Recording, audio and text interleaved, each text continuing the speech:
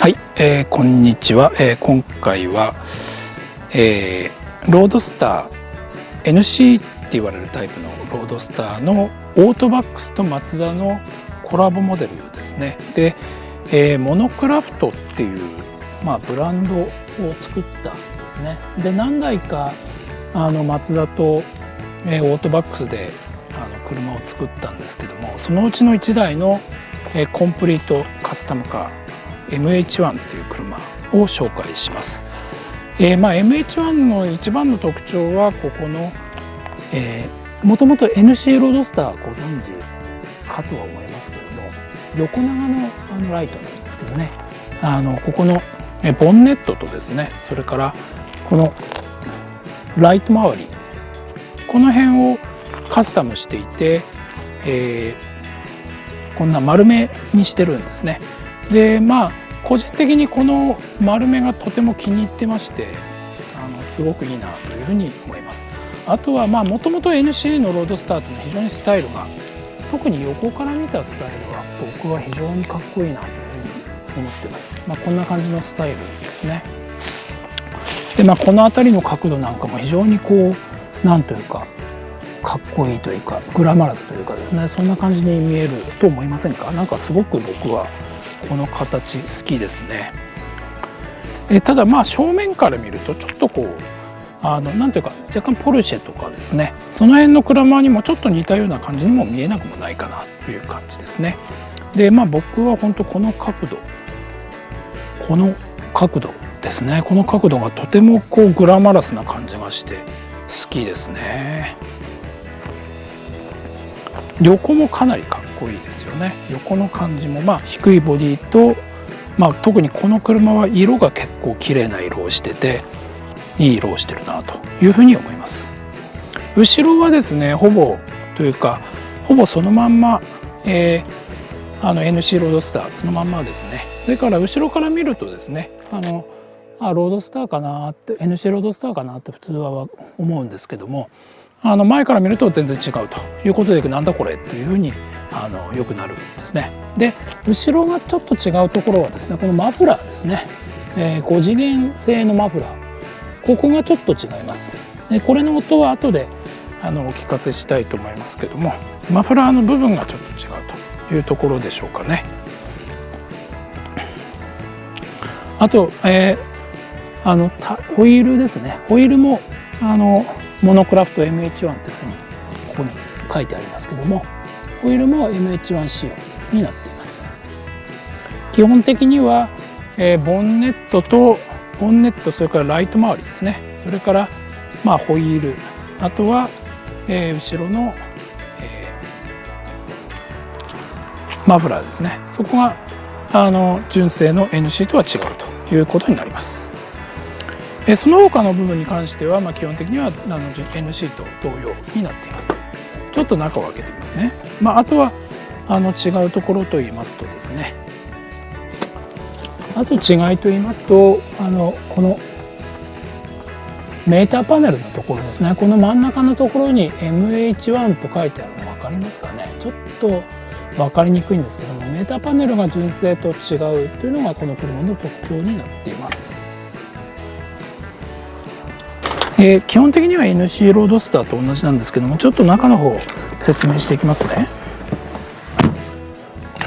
キーはこんな感じになっています。古い車ですので、非常にシンプルなキーですね。ドアの開閉と、あとは、後ろのトランクの開閉ですね。で、ここが今の車はあまりこういう機械式のキーは使わないんですけども、この当時はやはりこういうキーになっています。で、ちょっとエンジンをかけてみます。この辺のキーを入れてエンジンをかけるっていうのも今の車ではあんまり多分ないんじゃないかなと思いますけども、昔はこういうかけ方をしてましたよね。どうでしょうか、この音。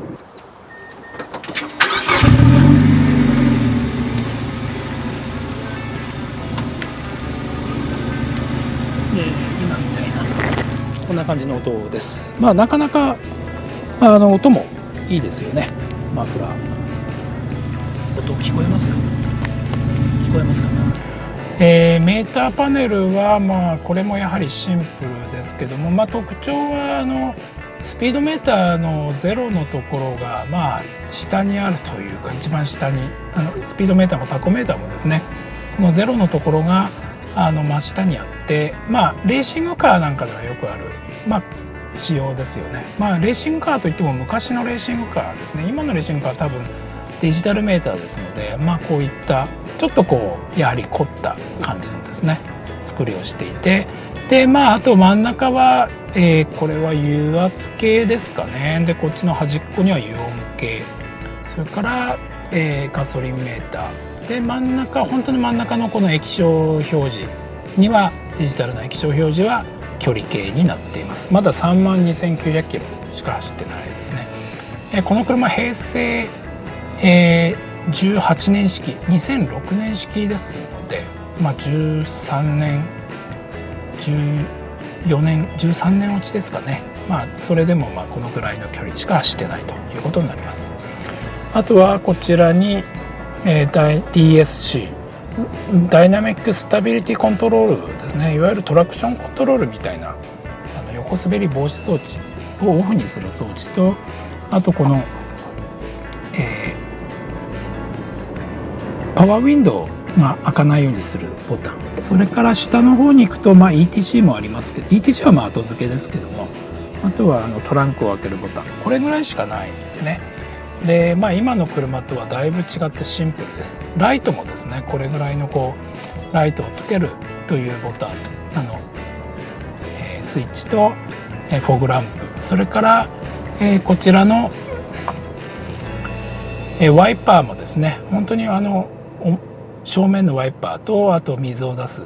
スイッチ、これぐらいです。でこちらにあるのは、これはボリュームとチャンネルなんかのモードを変えたりする、これは車内エンターテインメントのですね切り替えボタンということになってます。それからあとこの当時にしては比較的珍しいと言いますかですね、このパドルシフトですね。こっちは両方ともギアをアップする方になってて、でこっちは押すんですね。こっちをね押すボタンになっていて、押すボタンはギアをダウンさせるということになっています。でこれをパドルシフトを作動させるには、こちらの、オートマのギアをですね、こっちの、マニュアルモードというか、プラスとマイナスってここに書いてますけども、このモードにしないとそれが効かないということになっています。あとはこちら、ハザードと、オープンにするボタンですね。これ今後でやってみます。それからナビ、これは後付けですので、いいとして、ここにエアコンのスイッチがあります。あとは、パワーウィンドウのスイッチ、こんなところですかね。非常にシンプルな作りをしてます。ここは、ドリンクホルダーですね。これサイドブレーキです。それからここにちっちゃな小物入れがあります。でこれ見てもらうと分かりますけども、後ろほとんど隙間ないんですよね。非常に狭いというか、2人乗りの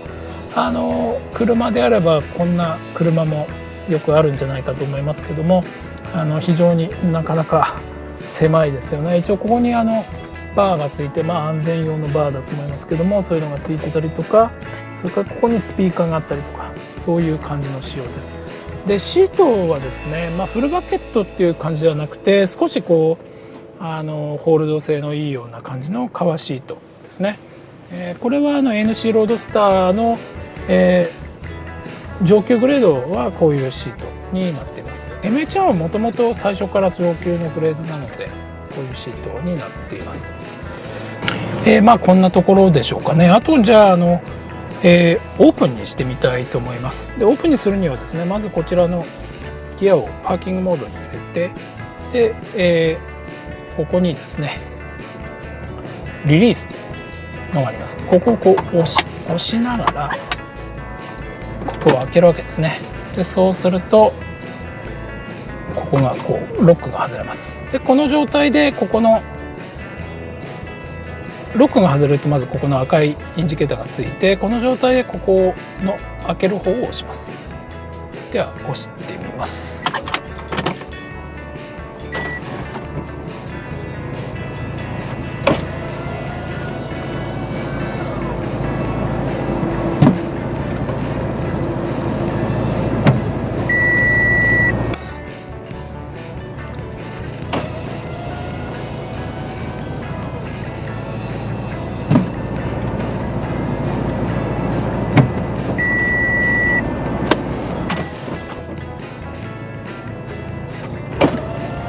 でこんな感じですね。これが13年前のオープンカーですので、なかなか素晴らしいんじゃないかなと。結構なスピードで開きましたよね今ね。でちょっと閉じてみます今度は。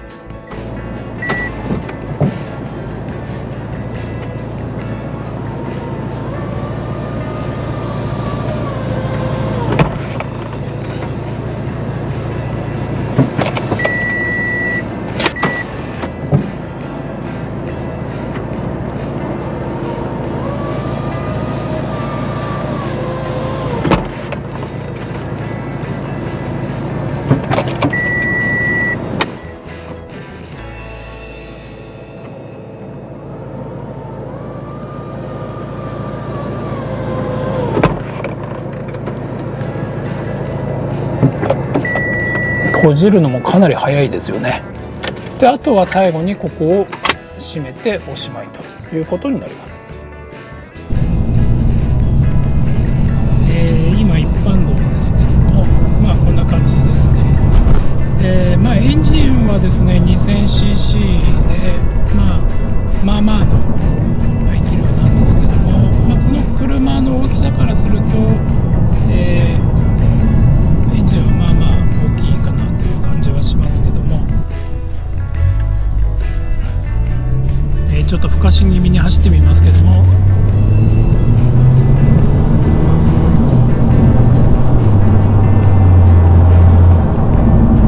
結構エンジンの変速の音が入ってくるのが分かりましたかね。結構やっぱりタイヤノイズも大きな音なんですけども、エンジンの音もかなり入ってきますね。エンジンの音に関してはですね、あんまりいい音とは言えないかなという感じですかね。2000cc ですので、それほどいい音とは言えない。2000cc の中でもそんなにいい音ではないかなという感じはします。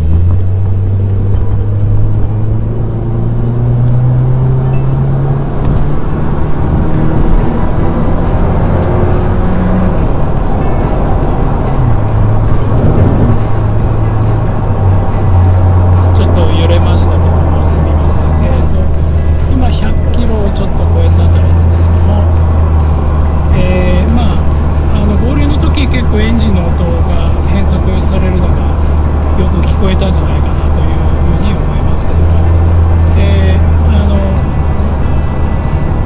結構エンジンの音あまりいい音とは言えないんですが、変速の時のダイレクトな感覚というか、そういうのが結構オートマですけどもよく聞こえてきて、そこはなかなかいいかという感じはします。でやっぱり高速道路ではある程度スピードが出ちゃいますと、どうしてもタイヤというかロードノイズというか、それが目立って、エンジンも結構入ってはくるんですけども、そういう車ですよね。でそのあたりをなかなか楽しめないと、この車はなかなか楽しめないのかなという感じはします。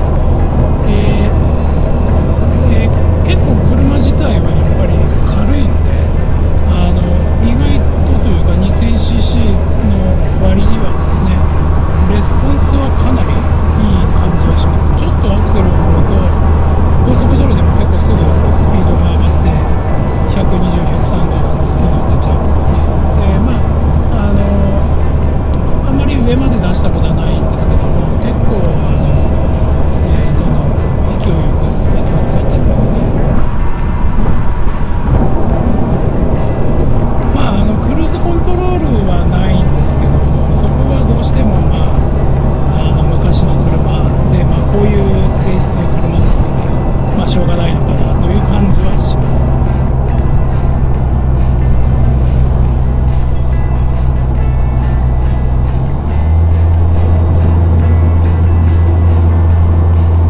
高速を走ってるとですね、やっぱり音が結構そのタイヤとエンジンの音がしますので入ってきますので、テレビとかですね、音楽とかそういうのはなかなかちょっと音が聞こえなくてあんまり楽しめないかなって感じですかね。そこはもう割り切るしかないですよね。この車はこういう車だということですよね。高速道路で、オープンにするとやっぱ結構風が強く出ますので、やったことはあるんですけども、あんまりいい感じではなかったですね。エンジンルームこんな感じです。基本的にはですね、マツダの NC ロードスターと同じはずなんですが、実は1箇所違うところがありまして、それはどこか分かりますかね。なかなか難しいんですけども、実はここにですね、オートバックスモノクラフト M11 シリアルナンバーというのが書いてあります。この車は5番ということで、かなり初期のモデルということになりますけども、全国で100台のみの、生産といいますか、カスタムということで、シリアルナンバーが、付けられていました。おそらく1番から100番までということになってるんだと思います。なかなか面白いですよね。あとはトランクルームちょっと見てみたいと思います。トランクルームこんな感じですね。トランクルームはですね、実はゴルフバッグ入らないんですね。ちょっと狭くてですね、ゴルフバッグが入らなくて、工具、これはおそらくパンクの修理セットでしょうかね。あとは通常の工具が入ってるぐらいの、トランクルームになっています。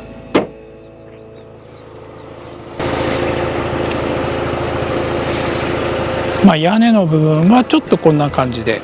なんというか継ぎ目はありますけども、ただソフトトップに比べるとですね、耐久性はもちろん全く